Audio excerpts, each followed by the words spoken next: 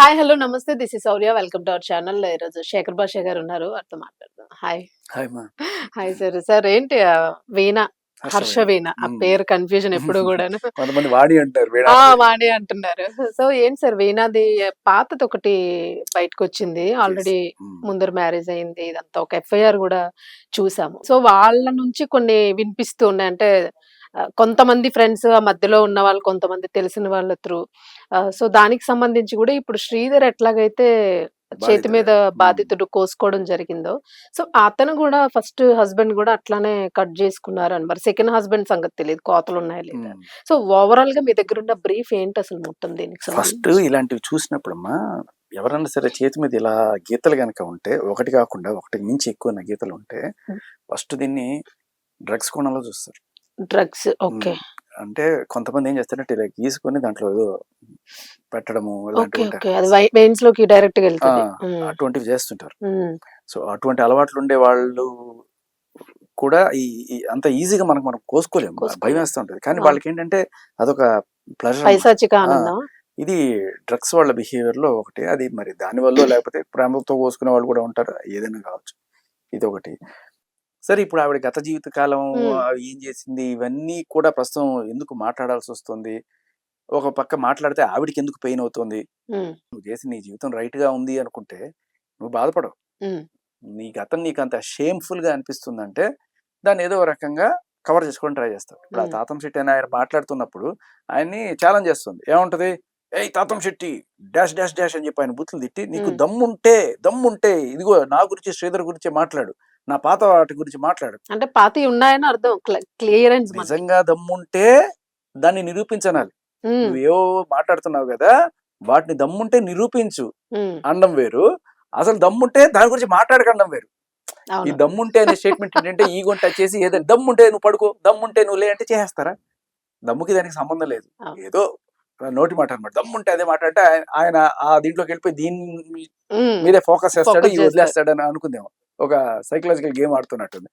But తీయాల్సినవన్నీ అందరూ అన్నీ దొడతారు. అందులోనే ఇప్పుడు నువ్వు టచ్ చేసింది జనసేన.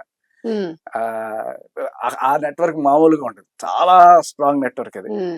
అండ్ ఇంకొకటేంటంటే ఆవిడ తెలివితేటలు చూడండి. ఆయన ఒక పక్క ఈ రకంగా డైవర్ట్ చేస్తూ, ఇంకో పక్క జనసేన పవన్ కళ్యాణ్ గారు మీ వల్ల ఇదవుతున్నారు. హ్మ్. పవన్ కళ్యాణ్ గారు మంచివాళ్ళు, మీరు అదే చెడ్డవాళ్ళు. మళ్ళా అంటే డైవర్షన్ అంటే చేంజ్ అయింది. మళ్ళీ జనసేన వాళ్ళందరూ నా మీద ఎక్కడ పడతారో అని చెప్పి ఆయన్ని ఒక పక్క ఒక మంచివాడని ఒక మాట అనేస్తే ఇక్కడ నేను తప్పించుకోవచ్చు హ్మ్. అనే ఒక కోణం.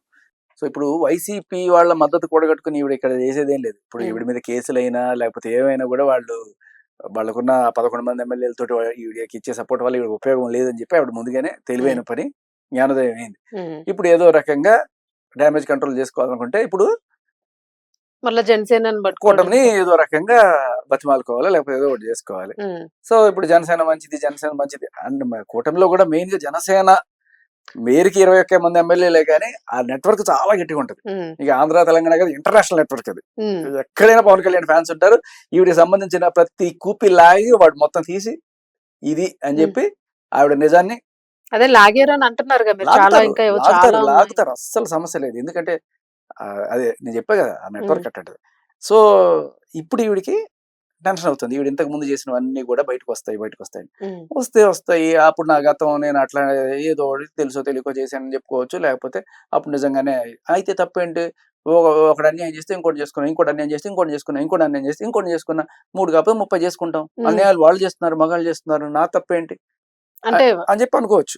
వుమెన్ అనా? ఒక అంతే. లేడీ, ఒక ఒక కార్డేసుకొని, ఫీమేల్ అని ఒక లేడీ ఒక కార్డేసుకొని. కార్డేసుకొని దాంతో పాటు ఎస్సీ, ఎస్టీ కోణం గూడా ఆవిడ చూపించుకుంటూ, అచ్చా! ఆ పేర్లు పెట్టి బెదిరిస్తున్నట్టుగా మనకి కొన్ని వార్తలొస్తున్నాయి. ఈవిడ రెడ్డి కాదా? ఆహాహాహా! యాక్చువల్‌గా రెడ్డి అని ఏదో ఉంది కదా! హర్షవీణ రెడ్డి అని ఫస్ట్‌లో ఫేస్‌బుక్ ప్రొఫైల్ పెట్టుకొని, హ్మ్. ఆ ప్రొఫైల్‌తో చాటింగులు చేసి, హ్మ్. కొంతమంది రెడ్డి కమ్యూనిటీకి సంబంధించిన వాళ్ళని లవ్ చేయడం అనేది, ఆ అచ్చా! తర్వాత వాళ్ళు లవ్‌లోకొచ్చిన తర్వాత వాళ్ళని పెళ్లి చేసుకొని, ఈ భవానీ ప్రసాద్ హ్మ్. ఆయన, ఆయన కూడా రెడ్డియే. సో, ఇలా రెడ్డి కమ్యూనిటీ అని చెప్పి అతనికి దగ్గరయ్యి, తర్వాత ఈయన విషయం తెలుసుకొని రెడ్డి కాదు వేరే అని చెప్పి తెలుసుకొని, అలా లేదు నీ మీద ఎస్సీ, ఎస్టీ పెడతాను, లేకపోతే నీ మీద హ్మ్. 498 పెడతా అని చెప్పి ఆయన్ని బెదిరించి, తర్వాత ఇంకా చాలా రకాల గొడవలు జరిగి that happened around 1 year. So అచ్చా! అప్పుడు కూడా ఇదే డ్రామా ఆడినట్టుగా మనకు తెలుస్తుంది. ఆయనతోటి ఆ! ఆహ్, పోలీస్ స్టేషన్ దగ్గర సరే ఏమి ఎవిడెన్స్ లేవంటే, లేదు నాకు ప్రెగ్నెన్సీ వచ్చింది. మీరు గమనించండి మోడస్ ఆపరండి. హ్మ్. హ్మ్. చేతులు కోసుకోవడం ఒకటి, హ్మ్. ప్రెగ్నెన్సీ వచ్చిందనే ఈ ఈ డ్రామా. ఈ 2 ఆ! ప్రెగ్నెన్సీ వచ్చిందనే డ్రామా అక్కడే అసలు. ఓకే. అంటే స్టార్ట్. ఏమన్నా ఉంటే మెడికల్ రికార్డ్స్ పెట్టమనంటే, ఆ మెడికల్ రికార్డ్స్ అవన్నీ గూడా అడుగుతారా? ఎట్లా అని జెప్పేసి ఒక ఒక స్త్రీ, హడావిడి ఆడ జేసి గౌరవానికి ఆ! సంబంధించిన అక్కడ ఎస్ఐ దగ్గర ఏడ్చేసి అవి ఇవి జేసేస్తే ఇంక సరే అని మొత్తానికి పెళ్లి జేసుకున్నారు. ఓకే. ఈ భవానీ శంకర్ అనే ఆయనతో ఇదే డ్రామా. ముందు ప్రెగ్నెన్సీ వచ్చింది కాబట్టి పెళ్లి జేసుకోమని జెప్పి. హ్మ్. అచ్చా! ముందు ప్రెగ్నెన్సీ సేమ్. ముందు సేమ్. కథ నడుస్తుంది. తర్వాత పెళ్లి దగ్గరికెళ్తుంది. యెస్. లేపోతే కేసు. యెస్. హ్మ్. సో, ఆ తర్వాత మీకొక ఆడియో వినిపిస్తాను. సరే. మీకు ఒకసారి అంటే ఆవిడ మైండ్ సెట్ ఇప్పుడు నిజంగానే ప్రేమించడం వల్ల ప్రెగ్నెన్సీ సరే కొంతమంది తొందర పడతారు. హ్మ్. ప్రెగ్నెన్సీ వచ్చిన అమ్మాయి ఏం చేస్తది? ఒకటి ఏదో రకంగా నలుగురికి తెలిస్తే అబాస్పాలవుతా అని చెప్పి తీపిచ్చుకోవడమో, హ్మ్. లేదు అది ఉండించుకుందాం, తొందరగా పెళ్లి చేసుకుందాం. అవును. ఈ ఇది 2. తప్ప వేరే రకమైన ఆలోచనలు ఏమన్నా ఉంటాయా మీకు? వేరే ఏముంటాయి? రెండే ఉంటాయి ఆడపిల్లలకైతే మరి గౌరవంగా బతికే వాళ్ళకి. ఇక్కడ మీకు ఒకటి చూపిస్తాను. నాకేమి ఇదేంటి నేను డబ్బుల కోసమో దేనికోసమో అయ్యుంటే 5 సార్లు ప్రెగ్నెన్సీ వచ్చింది సార్. 5 సార్లు ప్రెగ్నెన్సీలో ఏదో ఒక ప్రెగ్నెన్సీని ఉంచేసుకొని డబ్బులు అడిగేదాన్ని. కానీ ఈయనకు అసలు తప్పు పోకూడదు, పక్కకు పోకూడదు వాడు. వాడు పిల్ల చేష్టాలు గాని లేకపోతే అమ్మాయిల మీద మోజు గాని వాడు పక్కకైతే పోకూడదు. బాగుండాలి అని చెప్పేసి ఎంత రెస్ట్రిక్ట్ చేసి ఎంత అదుపులో పెట్టానో నాకు తెలుసు సార్. ఎంత అదుపులో పెట్టానో, ఎంత రిస్ట్రిక్ట్ అదుపులో చేశానంటే కంట్రోలింగ్ మెంటాలిటీ బేసికలీ. హ్మ్. ఇంకొకటేంటంటే 5 సార్లు ప్రెగ్నెన్సీ వచ్చింది. ఏదో ఒకటి ఉంచుకొని డబ్బులు అడిగేదాన్ని. హ్మ్. అంటే ఉంచుకొని థాట్ డబ్బులు ఉందా? అంటే ఉంచుకుంటే డబ్బులు అడగొచ్చు అనేది ఆవిడ మెంటాలిటీ. డబ్బులు అడగొచ్చు. ప్రెగ్నెన్సీ ఉంటే డబ్బులు అడగొచ్చు. హుహు.